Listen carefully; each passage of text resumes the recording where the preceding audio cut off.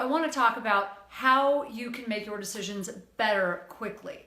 So we talked a little bit about why your decisions might not be good if you have brain damage or you have ADD. If your frontal lobes aren't working very good, you tend to be more impulsive. So those are some reasons that you might be making bad decisions, or if you have low blood sugar, things like that. But there are some things you can do that can at least help. Number one, get assessed. Know if you have ADD. Know if you have had a head injury or a car accident or a sport that you're constantly hitting your head. It can affect your decision making, right? And your past, if you've got trauma from the past, you may need to work on that. But there are some things you can do that can actually help. And in our new books, The Brain Warrior's Way, we talk a lot about this, in the training section especially. But within the framework of mastery, because we talk a lot about mastery over your brain and body, so we put it into the framework of mastery, we're gonna teach you how to do a lot of things. And one of them is improve your decision making. And I'm gonna talk about 3 simple things you can do, but right now I'm gonna talk about mastery and how that can help, okay? So I'm gonna give you a quick example. So working with young kids, sometimes it's easy to see the examples, when you're talking about parenting. I like using parenting examples because they're really clear. So I was working with a child a few years ago who wasn't my own child, and she was a 7th grader. And this is actually a fairly tragic story. I was talking to the 7th grader, and she was going through a really hard time, and she didn't have a great brain, super high IQ, not a great brain though. Had some, had really severe ADD, and it looked like a little bit of toxic exposure or something. But anyways, she hadn't had any training in this area at all, and never really thought about what she wanted for her life, didn't have that sort of vision or goal or big picture or plan, like nothing super special that she wanted to do. She always thought about just, in the very near future. And so even though I had asked her what she wanted out of life, she gave me an answer that wasn't accurate. What she really wanted was to be popular. And so, that wasn't the answer she had given. And so when one day she was dropped off over at a friend's house, they decided to sneak out and go to a party that was for high school kids.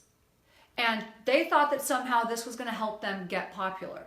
So some of you are already going, ouch, I know where this is going.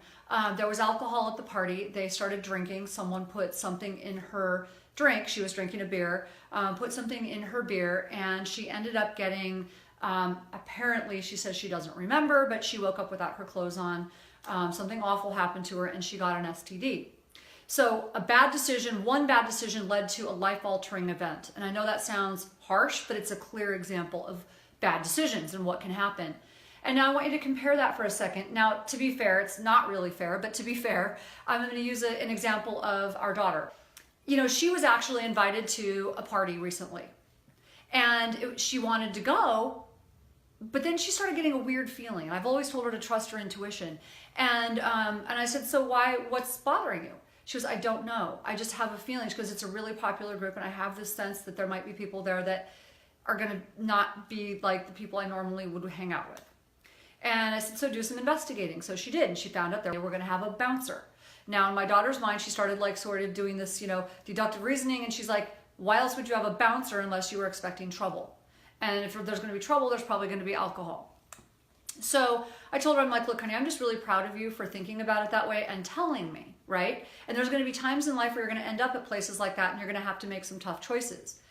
And her response was, no, if I know, she goes, I'm going to try. She goes, I can't always, but I'm going to try to figure out when those times are going to happen and avoid them. Because it's not about just showing up and making the choice not to get in trouble. It's about trying to avoid trouble altogether. And I said, wow, that's pretty mature. And she goes, Mom, it's not like when you were a kid. She goes, when you were a kid, you didn't have this thing called the internet. I'm like, oh, gee, thanks, honey. Thanks for making me feel ancient. But anyway, she's like, no, I'm serious. She goes, everything about my life gets put on the internet.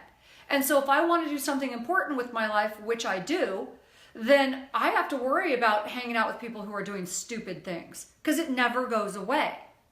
Now that is like the perfect example of someone who's forward thinking and using frontal lobes, right? So it's not like she's superhuman or super special. Yes, we've shared a lot of things that make her a little bit anxious, but it's also because she has a vision, right? So she's got this vision. So let's go through mastery really quick. So the M in mastery is know your why. See, Chloe knows her why. She knows what she wants, and she's got a vision, and she's honest with herself. The other girl was like, oh, well, I want to do, I want to be a doctor later in life. Well, in her mind, that didn't keep her from going to that party. And she wasn't really honest because what she really wanted was to be popular.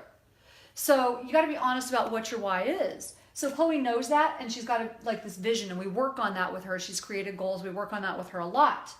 A is assessment. And it's assess the situation. Assess the situation. Is it dangerous or not? How is this going to turn out? Is this good for me or bad for me? Is it good for my brain or bad for my brain? And we've been playing that game with Chloe since she was 2.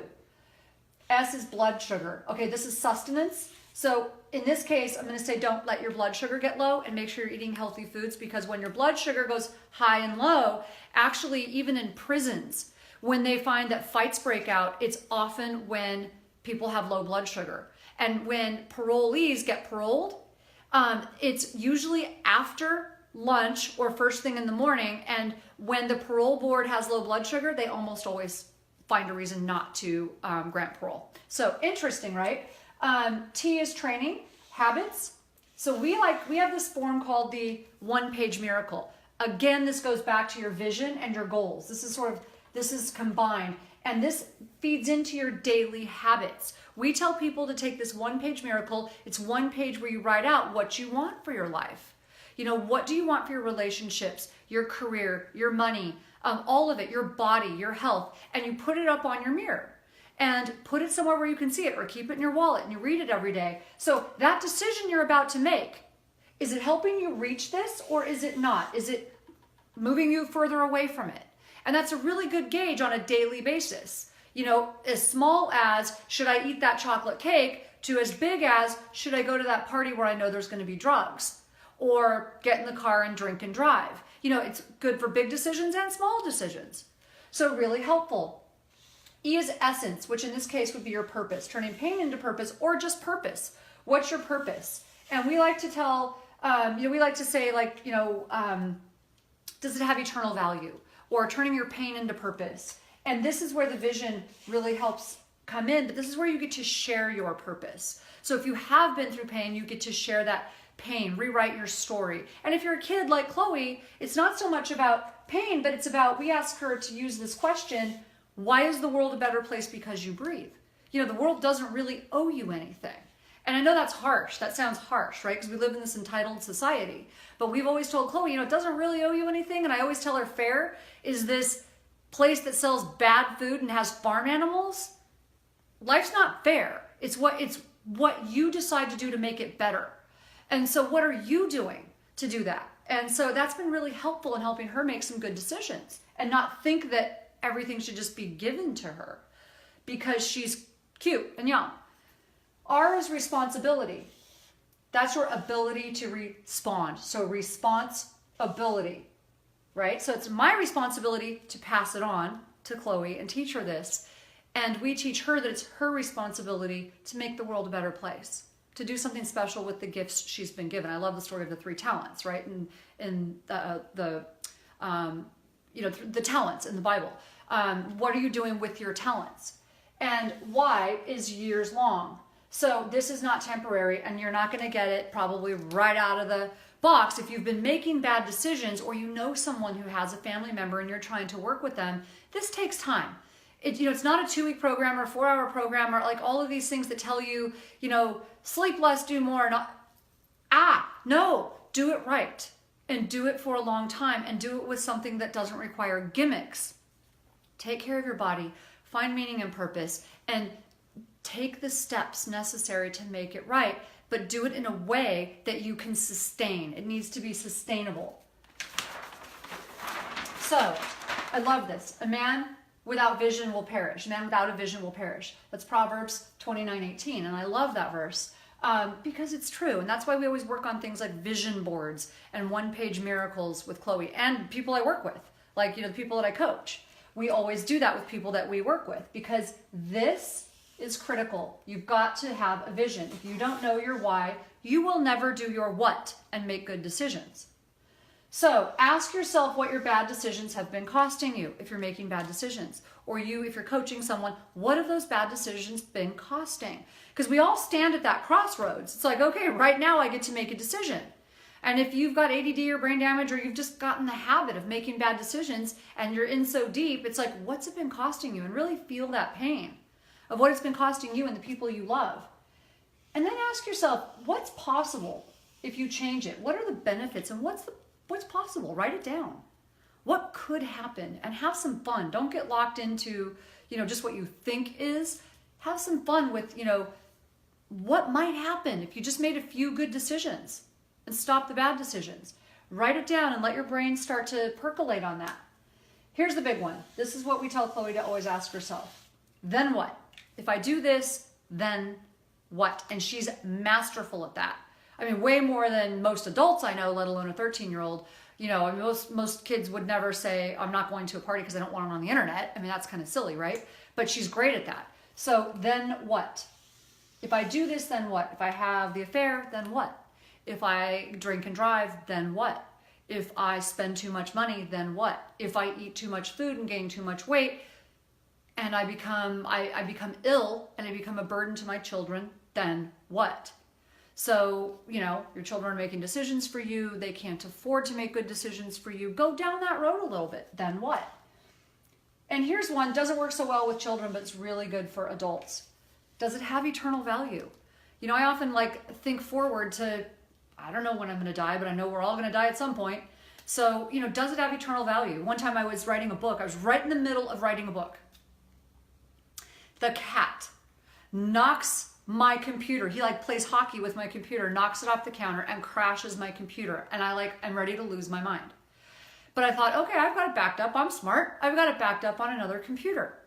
No joke. And if you ever see my cat, he's really cute. So I can't really throw him out the window like I was thinking of doing because he's too cute to do that. Next day, my daughter is walking through. She was, a few years younger than she is now. And she's waving her arms and dancing or something. Whoosha! She knocks a glass of water over onto my second computer where I had everything backed up. And I hadn't had a chance to back that computer up. So both computers, basically, that one fries. Both computers are crashed, and I literally almost lost my mind. I just about started screaming, but I looked at her face, and the first thought in my head is, 40, 50 years from now, or 10 years from now, if I'm dying, does that matter? I don't know when I'm going to go, but what I do know is that cute face and that cute kitty, it doesn't matter. It'll all work out, and 10 or 20 years from now, that book is hopefully going to matter to someone somewhere, but it's not going to matter as much as this. Does it have eternal value, right? And again, just ask yourself constantly, who am I hurting and who am I helping? Just try to keep these three things in your head. Then what? Does it have eternal value? And who am I hurting? Those three things, if you can stop, take a few deep breaths right before you're about to make a decision. You always kind of know it's not the right decision, right? But some of us are just too impulsive and you jump in. Stop and take a few breaths. Pause for a minute and ask yourself these three things. I bet you do a little bit better.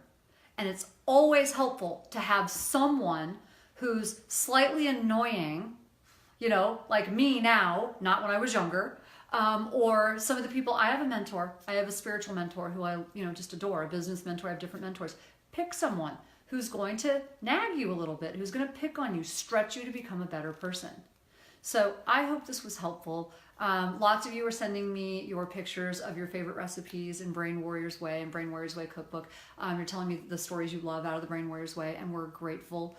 So enjoy, start making good decisions, help the people you love. Take care.